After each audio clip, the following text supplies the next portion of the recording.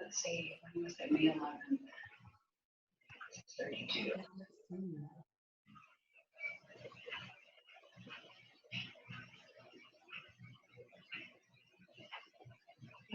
Go into that flip down.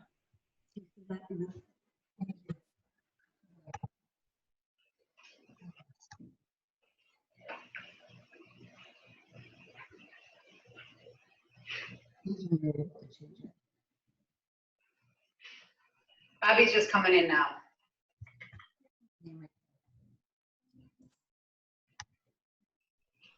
I'm here. Good morning. Morning. Morning, Bobby. We're good.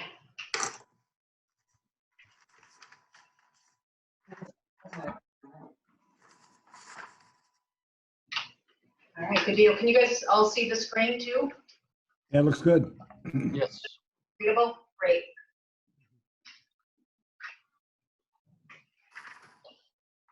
Well, we have no one here for visitors signed in, so we can start whenever you're ready. Bill Egan's not in this? He is not logged on and he is not physically here. No, it's just actually who we have is you know, Eric and Tom and you two, and then Ray, Mache, and I here. Yep.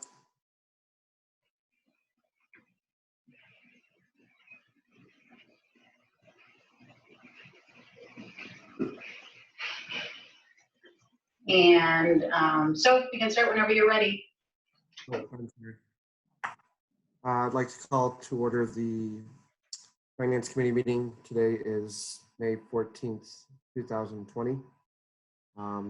Introduce ourselves. Bobby Carlson. Josh McBroom. Oh, hang on, guys. Sue Stanish. Ray McGurry. I'm muted. I'm Tom Sawyer. Sawyer Faldudo. Okay. And we also have Eric Anderson is here. I didn't hear her. Yeah, I think I was talking over somebody, sorry. First item, matters of the public. I don't think we have anything from the public, correct? That is correct. Oh, and Jeremy is on the line also. He's dialed in by phone. No, there's no matters from the public. Okay.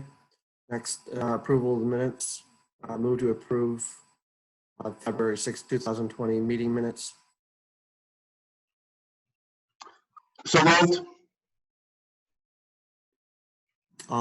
Is it just a voice vote, Sue? Just Yeah. aye. Okay. All in favor? Aye. Aye. Okay. Next, new business. 4.1 Sawyer Faldudo first quarter 2020 investment review. Yeah, I can take that. So Stu, I can share my screen if it's easier if I drive, or if you've got it, that's okay too. Yeah, we've got it. We can just go to pages if you want us to. Yeah, let's just go to page 3 and take a look at performance. And if, you know, page 2 is just a summary of our parameters. Page 3, whoop, let's go back. Let's see. Yeah, page number center bottom. There we go. So, well, if there was ever a good time to be invested in fixed income, this is one of those windows of time that we've seen before. And just to run you quickly through the numbers, at the Schwab account, we started the year with $6,544,282. And if just as a refresher for those of you that haven't seen this report all that often, that includes the accrued income and the market value. It's a mark-to-market, you know, return. Distributions and expenses of $32.72. So we had $6,541,000 to work with. We closed out March 31st at $6,715,729. So total return for that period was $174,719. Clearly a robust return on the short end of the yield curve. So that was a positive 2.67% return, gross of fee, 2.62 net. The 1 to 3 year Treasury index was up just a little bit more than that, 2.76, and that comes with the flight to quality and treasuries that we saw during the period. And T-bills, the 3-month T-bill was up 0.57 by way of short-term comparison. Your historical returns you see down below, the 1-year, 2-year, 3, 5, and going back to June 30th, 2011. And as always, you've tracked nicely in here on a gross and net basis. And from day one, you've outperformed the 1 to 3 year with the diversification you've got. And T-bills have given you about 0.7% over that period. All right. We'll go down 2 more pages, I believe. So page 4, page 5. There we go. That's the cumulative net investment report. And this shows the dollars in the fund that have come from investments since we've been working together. If you look at the very bottom line, March 31st of 2020, your cumulative net investment is $6 million. So that's your principal in. You're worth $6.7 million. So about $715,000 of the value have come from investments over this window of time. Next page, please. And as always, the question is, where do we go from here? So from an economic overview point, you know, this is a 4-page commentary, which is lengthy for us. The equity market this morning opening a bit weak, once again, on all the good news that's out there. Bonds are rallying again this morning a bit. But I would tell you, I think from an equity point of view, even though we don't own them in this portfolio, what is of note is the action that the Fed took, as well as the Treasury, in late March. And if you look at the chart of the stock market in the middle part of the page, you'll see the trough. You know, from peak to trough, the S&P was down about 35% over this window of time.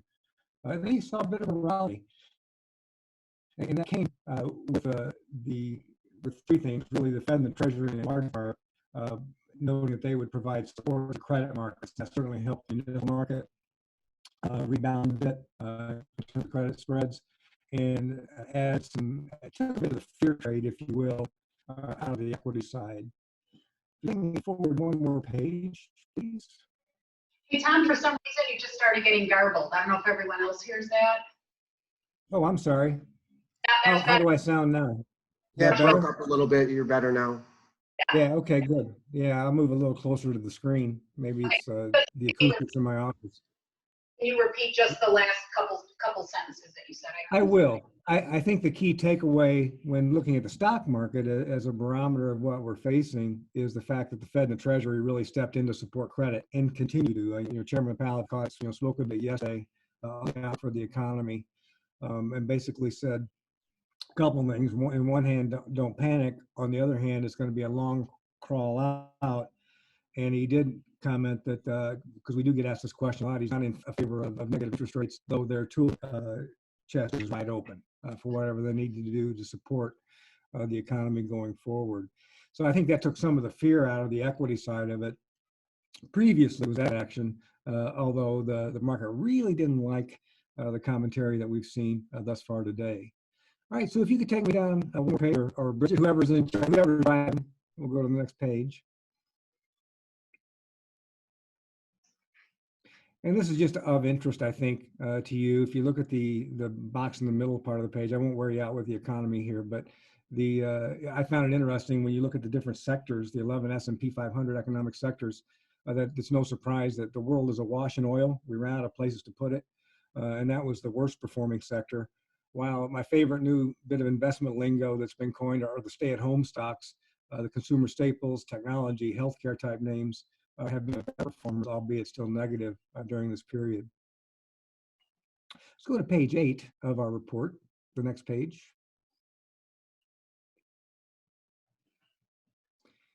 And the key focus here, there we go, is the U.S. Treasury yield curve as our barometer for the fixed income markets. At the bottom of that chart, you'll see the bright blue line, and that's the U.S. Treasury market. So from the left-hand side, you'll see that short-term rates are nearing zero, if you will, and that remains the case. And that's a direct function of the Federal Reserve slashing rates during the period from about 1.25% down to near 0 to 25% range. You move to the right, the 10-year at this print was 0.67%. It actually hit low, a record low on March 9th, 0.31%. So somebody loaned their money to Uncle Sam for 10 years on that date and locked in a 0.31% annual yield. It's trundled up a bit since then, but remains well below 1%.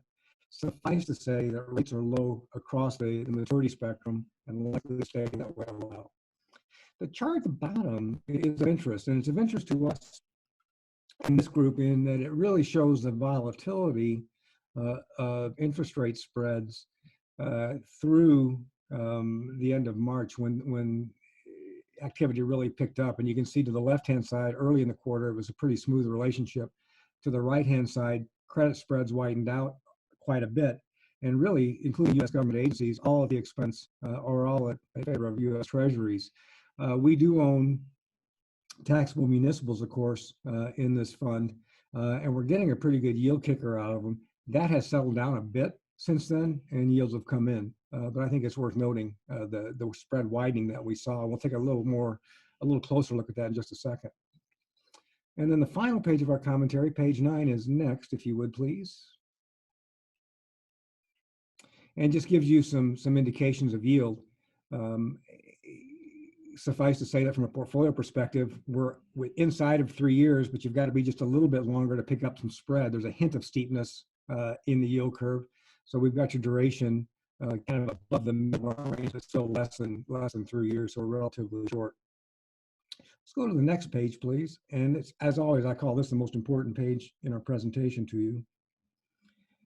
This one and the next one, it really gives you the characteristics. So you see our duration 2.25 years. The 1 to 3 year treasuries at 1.89. We've got a yield to maturity at 0.69% versus 0.27 for the Barclays. Now look at the current yield at 2.07. So remember the math of a current yield. That's your interest payment divided by the current market value, and then the average coupon, your stated rate of interest is 2.13%. So clearly we've got a lot of premium in the bonds. The bonds are appreciated in price, hence the yield to maturity differential that you see there. Take me to the next page, please, page 11. Oops, And this gives you, that's all right.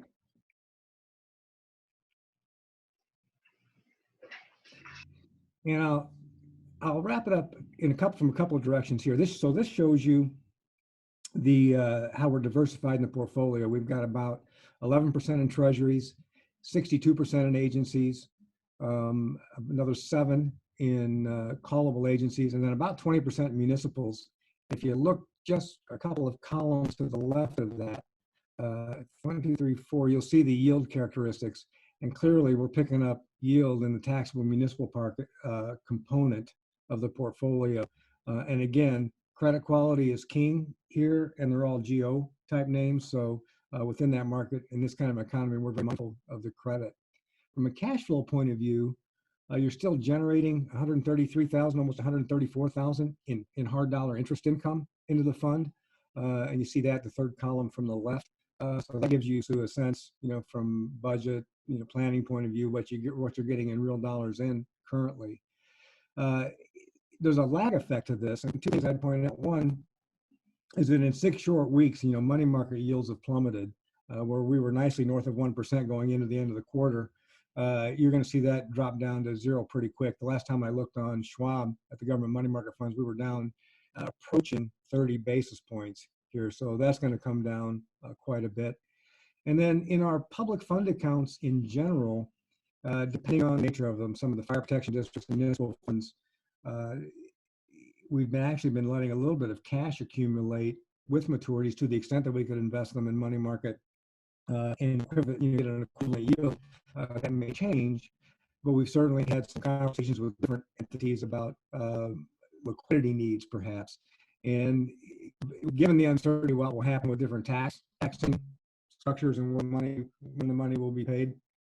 So in the end, I think from a portfolio point of view, we'll stick to our knitting here, unless I learn something today that would make me think otherwise. And to the extent that we can roll out the curve a bit with maturities and keep the yield in the range. But if I were buying new securities today, you're looking at 60, 70 basis points if I nudge it out the curve of it, and perhaps even a little bit less than that to give you a flavor how reinvestments will occur. The good news is we do have some time with a number of these securities within our objectives. So at this hour of the morning, I hope I wasn't overly vague, but I'd be glad to answer any questions. The balance of the report are just transactions and a list of the individual securities. I won't wear you out with that this morning. You got other things on your agenda, but what questions can I answer for you?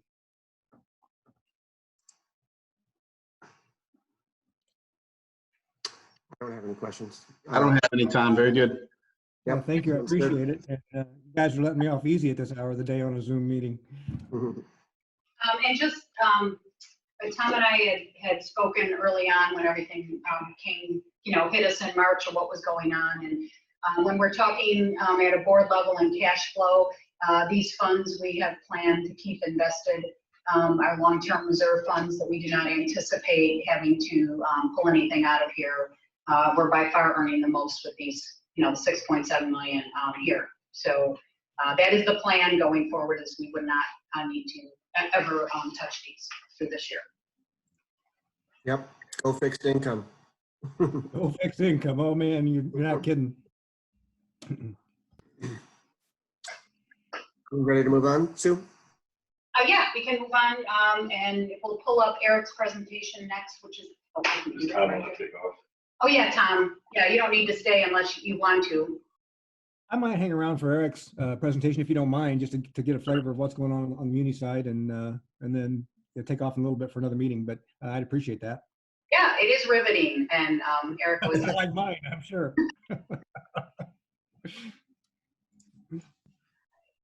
All right, well, good morning. I got a lot to stand up to here with riveting. So let's talk about the market first. Obviously, you just got a nice flavor of what's going on, but if we take a look at the municipal market, so go to page 3, please. Okay, technology here. Okay, so we have. Okay. Okay, so in that space of time from, go back one, yep, there we go. If we, in that space of time between March 2nd, when things really started to unravel, till today, or actually a couple of days ago, take a look at what we call the travel between rates. So the blue dots are where we are currently, or where we were at least last week, or I guess it was Monday. But take a look at where we were at the highs, and this is just within the space of really 7 weeks now. That is unprecedented in terms of the volatility that we've seen. So at one point, municipals were yielding 2,500% of the corresponding Treasury. And that clearly is just not even close to reality. But things are starting to settle down. Volatility it's extremely large in the equity markets still. In fact, this week we've seen a pretty abrupt correction going on. And munis are holding in there. We've actually gone down. So on 5/14, the 1-year mark was 0.44. So we've gone down another 10 basis points in that space of time. However, what we're really waiting for right now is the state. And so the state yesterday priced its bonds. So bonds that were due in 2045 yielded 5.85%, which is a very high cost in terms of the interest. So we're at this point now, we're waiting to see, okay, how does that knock-on effect with Illinois issuers translate? So in other words, the Illinois penalty, which you've been paying for a very long time anyway, has that just expanded because the state had, while it's a successful sale, it certainly was not a cheap sale of debt. And it still hasn't corrected our problems yet. So we'll wait to see on that. But what we know today anyway is that rates are better than they were in the past couple of months. We're almost to the lows that we were establishing in late February. At least MMD wise, we're just waiting for the spread to settle in as well. You know, the next several pages are really more for your sleeping aid pleasure. But it just shows you what, in terms of market movement, there's been. we've really destroyed chart reading going forward, because when you read that chart, we see a nice downward trend, and then we have this abrupt heart attack-like movement in early 2020. Page 5, very similar. I mean, that just is, there's that 2,500%. And then page 6 is where we are right now. The Fed really doesn't have any more bullets left in terms of federal fund management unless it goes negative. So here we are, we're back at the 0 to 0.25 range, which we were stuck in from 2008 all the way to 2015. And some things that I've read recently suggest that we're going to be here for 4 to 5 years. So, Tom, I don't know if you would agree with that, but it's we're all just in the wake of everything that's happened here. And so far, anyway, the Fed is being very, very unencouraging relative to when they're going to be raising rates again. Next page is the municipal fund flow. So we had 60 straight weeks of positive inflows. That's shown on that top graph in the blue. And then boom, we had a $25 billion exodus from the municipal market. That's what widened those spreads out and those yields. And you can see that for the last, actually now 5-6 weeks, we've been more steady to losing a little bit, but steady is good for us. That's what we want. And if you were to sell any debt, you want to sell into a steady market, this is as good as it gets for steady markets right now. So that's the background. Page 8 will show you page 8 is again more economic backdrop, really nothing to talk about there. Although we did have unemployment come out this morning, and it was, again, another 3.6 million people were on the unemployment rolls. So that is higher than market participants were expecting. So we're seeing the backdrop of equities fall and fixed income rising today, rising in price, lowering in yield. So that's it for the economic backdrop side. If we go to page 10, that will show you your current levy debt. And one more, please. 10. And there we are. So there's your levy debt. This is exclusively, excuse me, it's exclusively limited part bonds. So this is your non-referendum bonds. Over on that far left-hand side, we've got our debt service extension base. Remember that when it's bold and not italicized, that means it's actual. We know the information. When it's italicized and not in bold, that's our guess at this point. So we guess what's going to happen with CPI going forward. And notice that, what 1.5% is what we're estimating as the CPI going forward. That links in well with the CPI history. It's actually a little bit conservative, but a little bit conservative may not necessarily be what happens this year, because the last 2 months we've seen very appreciable drop in CPI. Last time we had a financial shock was in 2008, and we saw CPI go from, in July, it was 5.3%. By the time we got to December, it wound up at 0.1%. So we would expect something similar. That's going to impact levy year 2021. Notice that we've got 1.5% right there. Sue and I talked about this yesterday. We think that that particular year might want to be massaged a little bit downward. That means less revenues available to the district in terms of your non-referendum bonding power. But we're not quite ready to make any suggestions on that. Remember that in 2010, after that 0.1 year, we actually went to 2.7. We saw inflation come back in the year following. So, we don't want to panic. We just want to observe at this point relative to what that might look like. Over on the far right-hand side, you've got your debt service extension base remaining.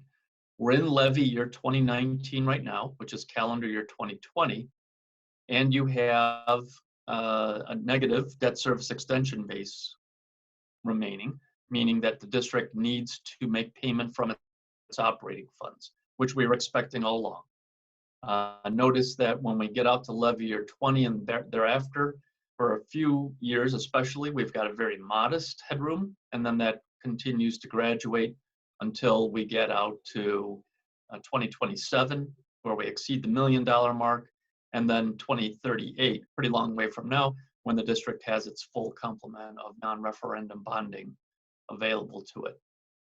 So that's the total levy debt. But we're really going to concentrate today on the 11As and the 11Bs. The 11Bs are not levied for it because it's a debt certificate.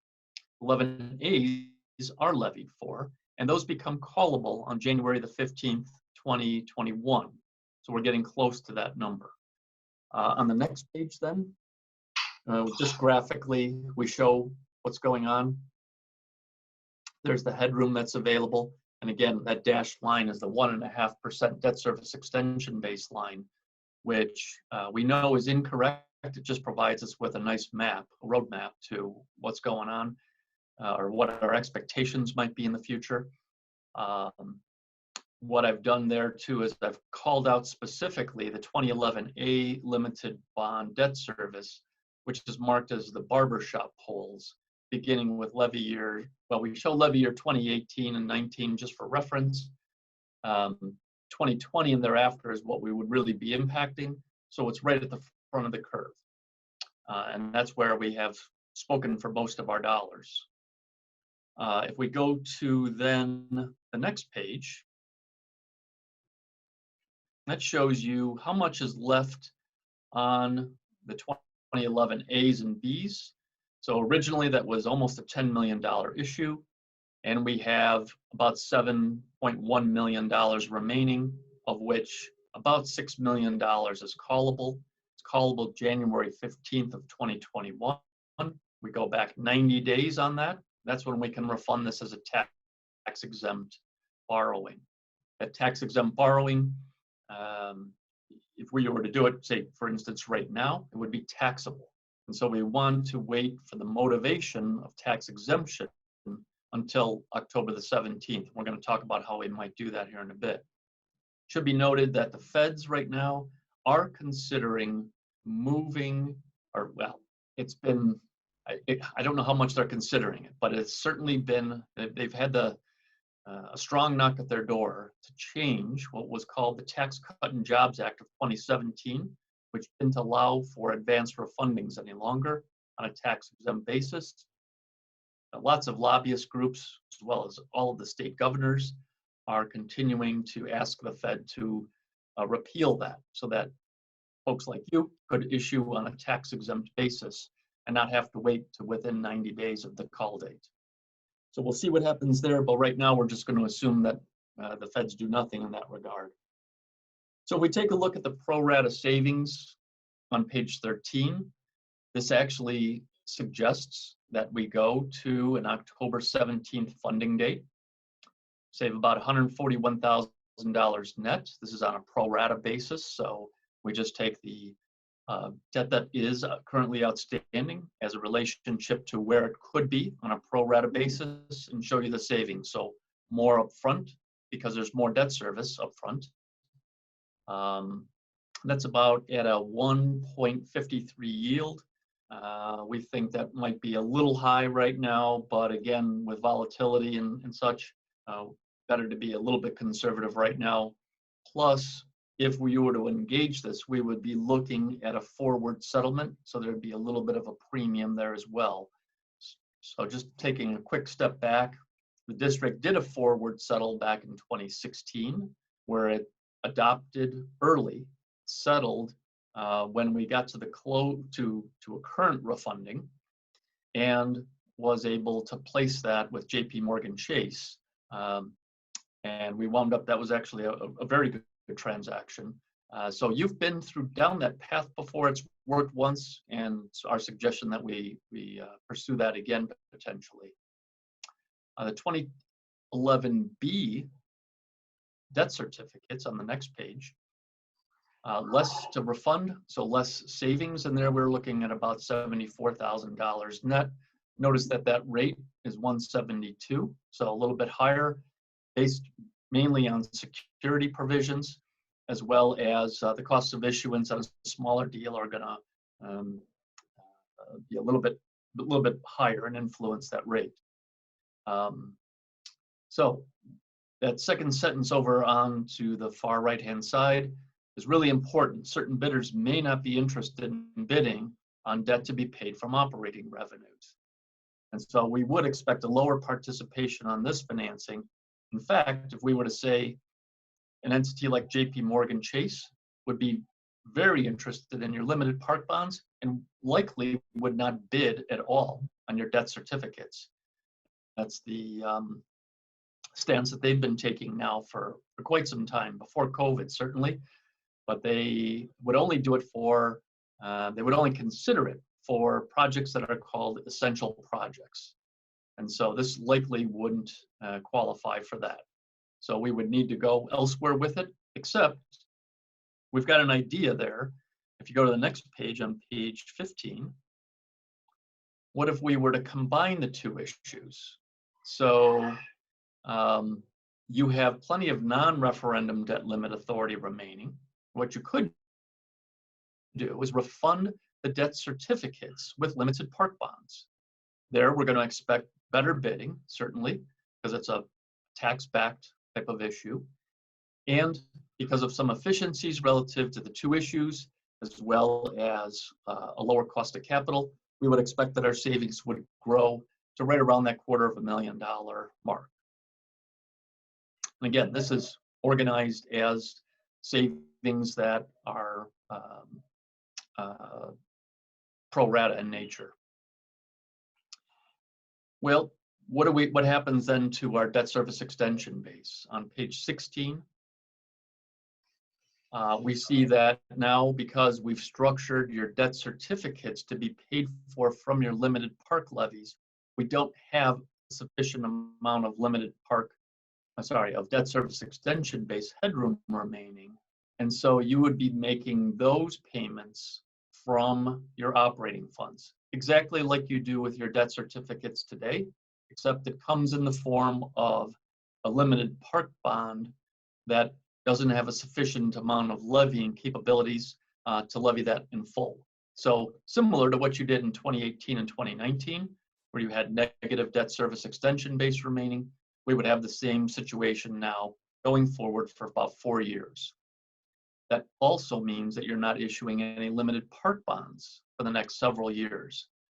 But if we go back a couple of pages, you'll note that our headroom there was very modest to begin with. So I actually like this as a potential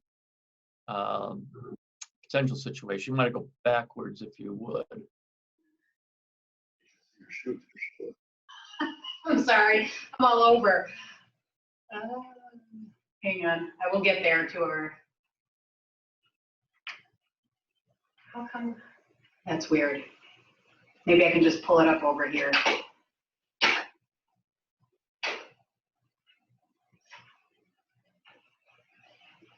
There we go, right? Page 10, yep. Yeah. So take a look at page 10, the debt service extension base remaining. You can see in several of those early years, there's very, very nominal values out there. And we could certainly issue a bond to consume those for new money. However, that would be fairly inefficient bond. You're only talking, if you take a look at 3 years, you're looking at around, let's see, what is that? $250,000, $430,000. That's not our favorite thing to do, just from a cost standpoint, to issue a very nominal bond like that. The approach that I'm advancing with you right now consolidates the two issues and then winds up consuming your debt service extension base, and even more so than that's available. So you'd have those payments from your operating funds, but again, you were going to be doing that anyway with the debt certificates. So go now to page 17, please. And that's going to be your relief on your future operating budget. So those 11 Bs were going to be paid for from general funds. We're going to refund all of those, replace them with the Series 2020. However, you still have to make some payment from that. And then over on that far right-hand side then is the summation, which is really the benefits to your operating budgets over each of the next 6 years. So that would be the approach that we would advance at this point. We've had some discussion with Sue on that. Sue, did you want to make any comment on this particular approach? When we're talking about the debt certificates, just to be clear, and if you're looking at the 2011 B column where you're seeing 336,332, the total of the 1.9 million, we currently pay that out of our capital quote funding. So we account for that based on the levy monies coming in for capital, all the other capital receipts we get. That's where those debt certificates are paid out. So when Eric is describing that instead of paying 336 out of that, we would only be paying 166,000, leaving 169 additional funds. Now, whether we kept that in capital or could move that into our operating budget, especially in these tough times, we would have the opportunity to do that. So, I mean, in essence, what we're doing is we're taking, if we were to do something like this, we would be, as Eric had said, putting the refunding onto the GO tax bill, so there would be an impact there. However, overall, when you're looking at it as in totality, we'd be saving the 242,000 or so, and then we'd be freeing up over time 1.5 million either to go to future capital, or we would be moving that for our operating budget. So does that make sense? Because it's kind of like we have different buckets of where we're paying these amounts to or from. Yes. Okay. And I did do a calculation real quick. Eric, we didn't have a chance to talk about this, but just real simple that if we do the refunding to save this money and we're using that extension base about 100,000 every year, we'd be using that. If we always talk about impact to taxpayers, what that could do to an average bill, again, these are just a broad estimates, could be $1.50, about $1.50 per year additional on a tax bill for bringing this debt, doing the refunding and bringing it there. Yeah, that really does bring it home, Sue, in terms of the overall impact. Right. Okay. Sounds good. On page 18, just some thoughts. One of the things that we're doing right now is, and anytime you touch your money, we always encourage you to evaluate whether or not you like how your debt is being paid.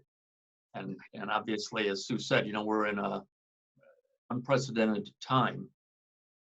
So it's always a good opportunity to check and say, are we happy with how our debt is being amortized right now?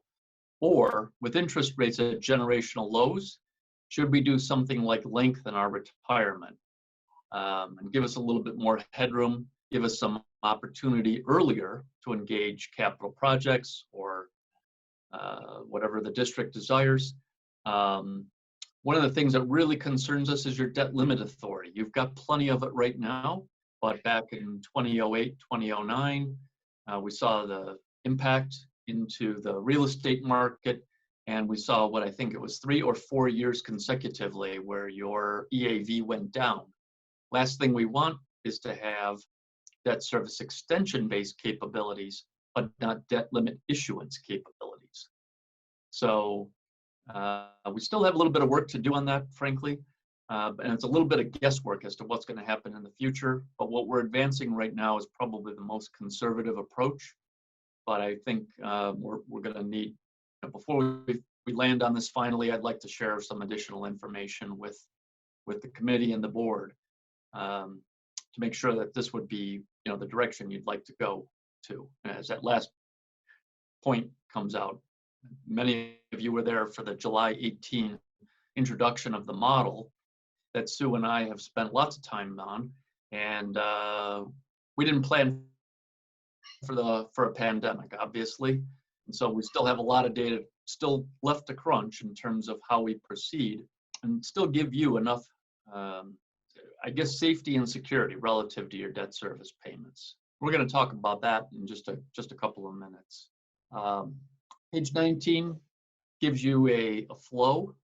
This could be adopted fairly promptly. You see an aggressive action timetable and you have a deferred action timetable. The aggressive action means that it would be introduced at the board meeting of the 28th. If the board was all in agreement with proceeding, at that point, your board president can call for a buying hearing via executive order. And then we can conduct that on June the 11th. By the time we get to June 25th, you could at least adopt what is either a bond ordinance or a parameters bond ordinance. Again, locking in those rates and then settling on October the 17th when we've got tax exemption capabilities on the refunding. And likewise, you can defer the action. And by the way, just because you adopt in, at least under the aggressive action timeline in June, still doesn't mean you have to pull the trigger then. We could just be ready to proceed. So lots of different capabilities. You are in complete control of this. I guess I would advance that the aggressive action timeline at least gives you an opportunity to capture any favorable market dislocations that may happen. We're still waiting for additional stimulus. We just don't know what the future brings, but we know we want to be prepared for it, especially if it's favorable in your favor. Aaron, can you explain a little bit, just buying a hearing real quick, what that is for? Whoops, I think you faded out there for a moment too. Oh, I'm sorry. Just explain real quick the buying a hearing, what that is for. Yes, thank you. So the district, anytime it issues debt that is going to go on the tax rolls, you have to first conduct a BINA hearing. BINA stands for Bond Issuance Notification Act. And it's an ad that you put into the newspaper once saying, we're going to have a BINA hearing on this date, and the purpose of the issuance is for these reasons, and in your case, it would be to retire existing debt. You then conduct that BINA hearing, and that gives you the authority to move forward. We need to conduct a BINA hearing because debt certificates don't require a BINA hearing to be held at their original issuance. And so we haven't satisfied that requirement yet to conduct a BINA hearing. Because we're refunding the debt certificates with limited part bonds, it's a requirement to conduct the hearing before we can proceed.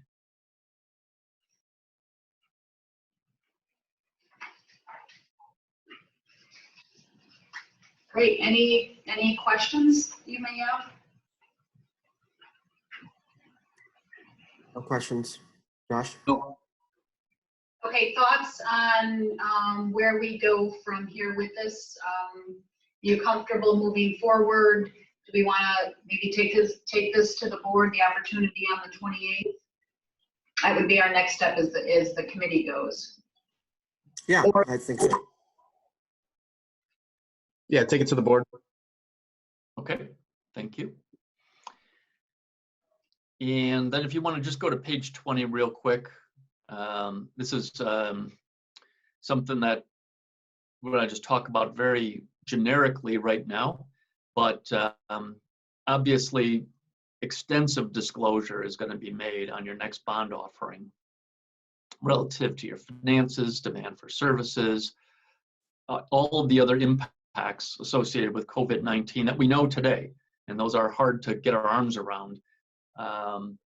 But what we're really advancing right now and suggesting is that you consider making a voluntary disclosure with EMA. So EMA is the dissemination page, if you will, that allows investors or market participants to evaluate all the issuers that have outstanding debt.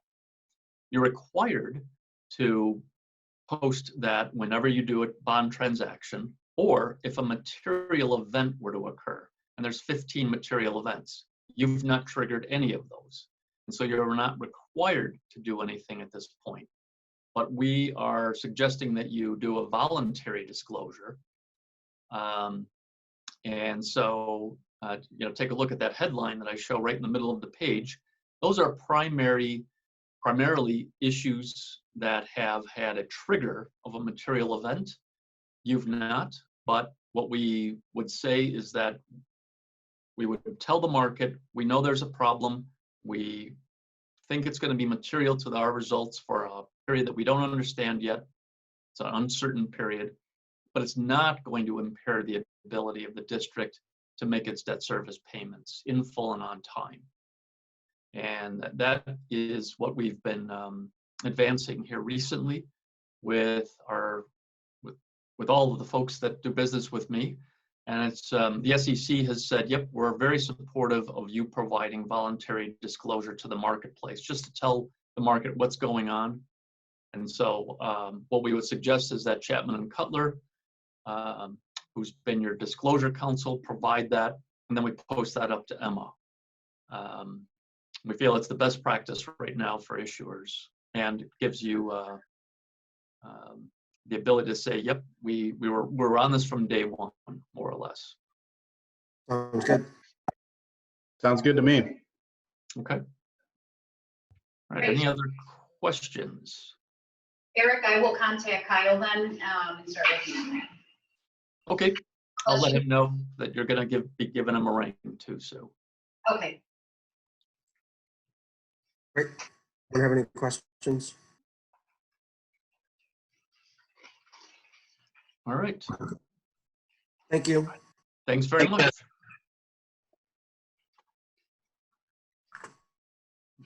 Thanks, Moving Tom. Okay.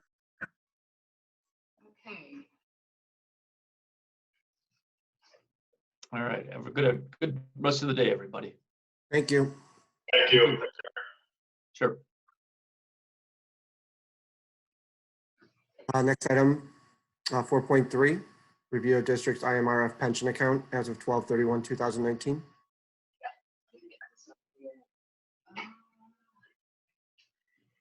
Let me know when you guys can read that.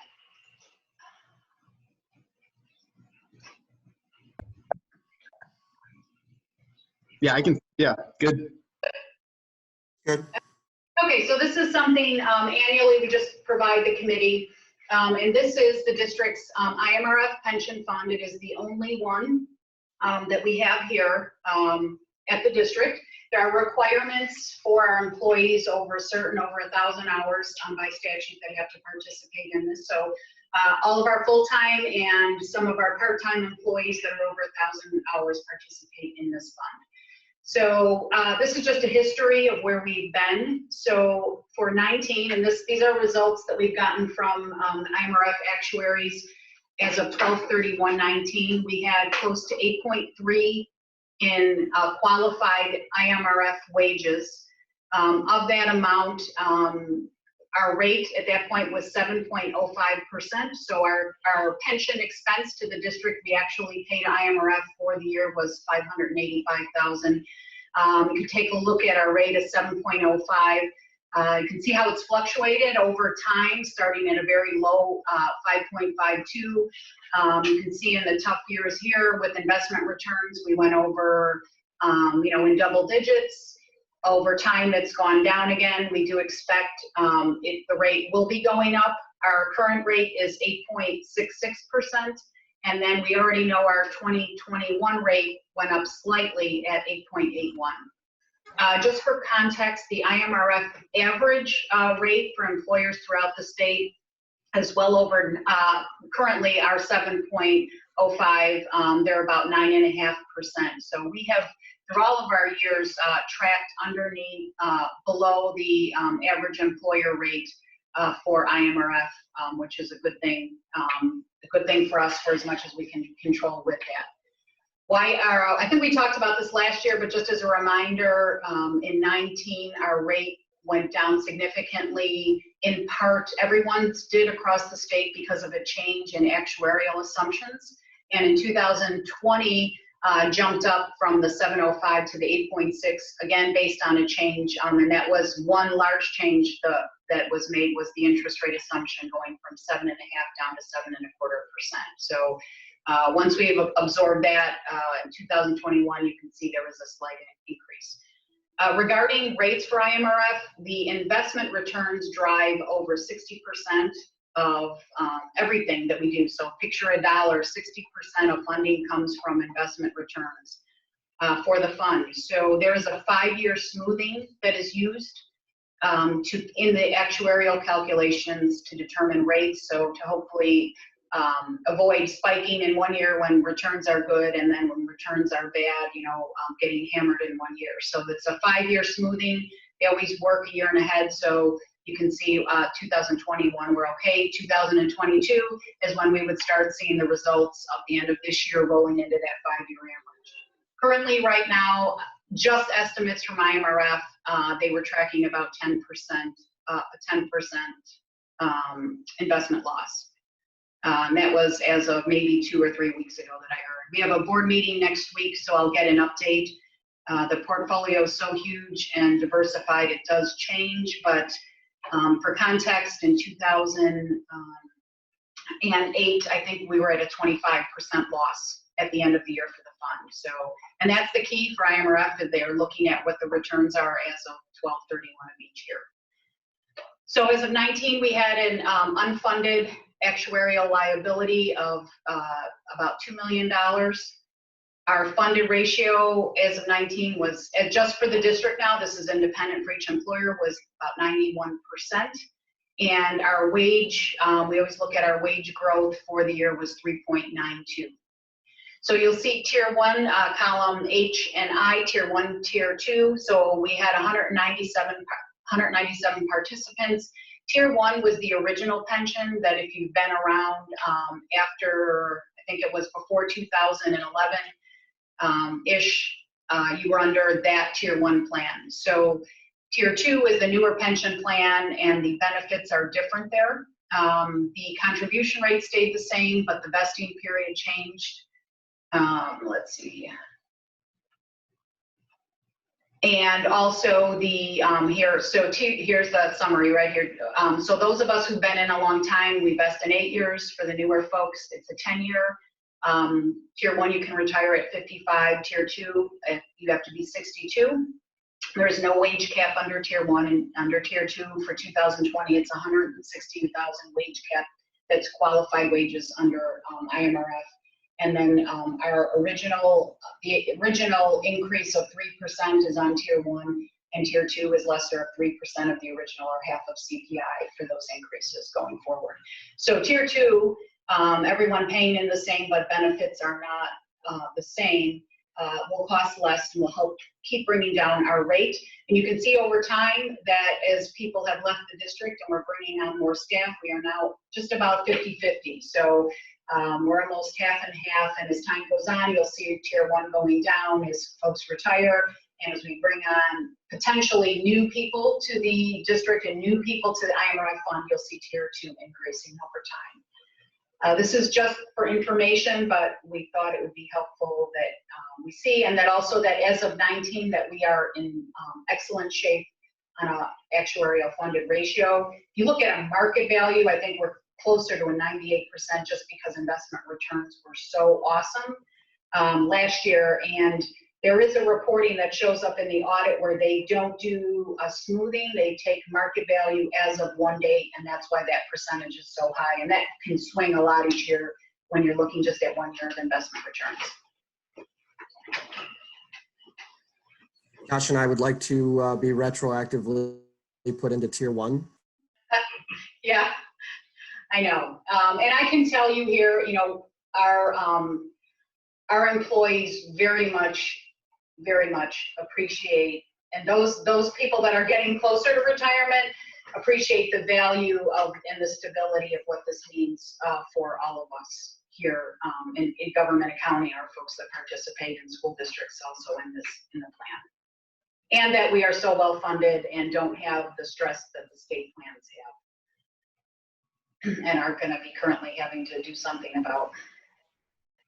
Yeah. Okay. Sounds good. Great. Next, 4.4, park. Oh, sorry, do you got more? Nope. Okay. Naperville Park District state shared revenues. Yeah, so this I don't have an exhibit. I thought I would speak to this. I know we've provided some information. Really, the only state shared revenue that the park district is able or enjoys or participates is personal property replacement tax. So, and that's corporate tax that runs through the state that gets distributed to us based on a formula. And our 2020 amount is $262,000 that we receive. And it's been up or down maybe 20, 30,000 each year. It's been pretty consistent between, I'd say, 2 and 250 we get from this revenue source. This year, we are expecting to collect that whole amount. We have not heard anything of that being reduced. However, the Illinois Municipal League, who provides estimates for all the state shared revenues, mainly for all the municipals, has estimated a 30% decrease for next year in this revenue source. So that would reduce our distribution by $78,000. So we'd be looking at a budget of 2021 of 183.4 versus the 262 of where we are. That is the only one other than grants. And we do, you know, Sue Olmanson and the whole team, we do get state grants over time. We currently have about 660,000 in approved grant money for 3 parks, park renovations and a basketball court in one of our parks that we have put on hold until we know we're going to get those funds. And if we don't get those funds, those projects will be rolled into the 10-year capital plan and reprioritized with everything else. At this point, I don't know, Ray, we're just not expecting it. We didn't even build the 655 into the revenue base for the 2020 budget because until we get it, we just didn't want to count on getting those funds. And we knew that we would not start or expend money on those projects till we get those grant funds. And So, and you don't normally budget for grants anyway, right? That's not, we never plan on it? correct. The only time we would, we did budget for Fort Hill, which was our largest grant by far, was a park grant, was 2.5 million in 2016. I mean, that was, you know, from everything we had, Ray, right? We had letters. So when we were planning Fort Hill and the design, we did build that 2.5 million into the budget. And we were, again, very fortunate that we had the reserves we had, because one day we had it and the following day we didn't. It literally, it was like, nope, you're not getting the money, and everything was put on hold. So at that point, the board decided we still wanted to go ahead with keeping 2.5 million in the project itself. So we were going to take that out of the capital fund balance. And as it turned out, Sue and Ray worked really hard. A team went down to Springfield, we lobbied again, and we ended up getting the 2.5 million. That is the only thing that I could think of where we are not, we build the expense side in, but typically not the revenue side, because again, it's been uncertain sometimes with them. And just going back to that, the original, you know, couple $100,000, can you explain that again? That is our money it's property tax money that goes through the state and then back to us? Am I getting that right? No, it's corporate earnings. Okay. Yes. It used to, way back when, I mean, before my time, maybe 20, 25 years ago, it used to come directly to each government body, and the state said, no, we want to control it, we want it reported to us. They report those corporate earnings to the state, and then it comes through them back to us. So it's not considered, like they have a local distributive fund through the state where that's where the income tax runs through. Motor fuel tax, a couple other smaller state shared revenues. This is on its own that they administer and give to us. So, Okay. So it has nothing to do with property tax.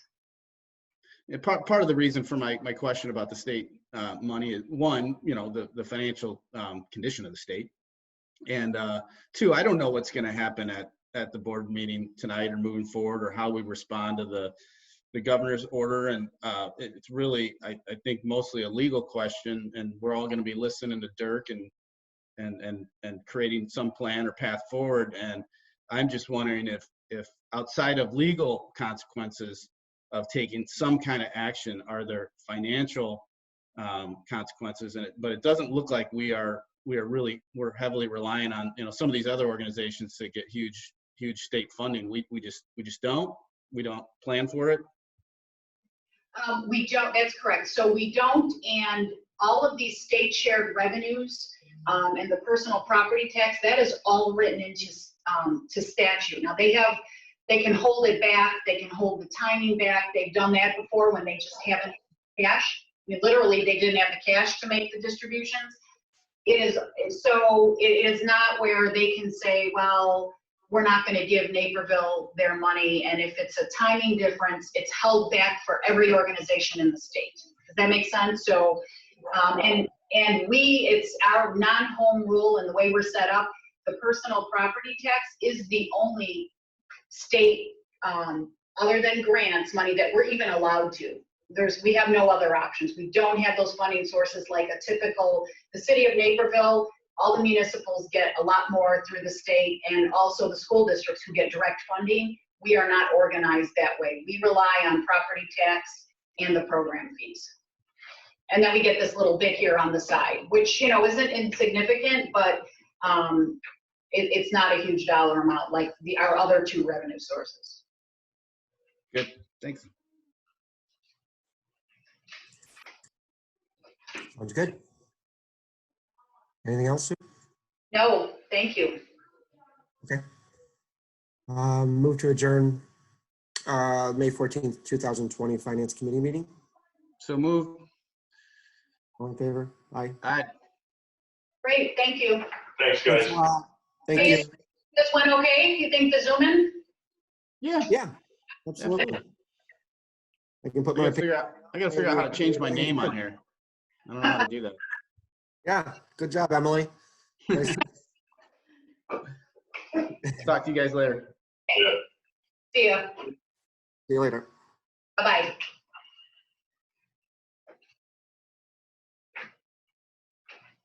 So you can click the stop share and then you can stop.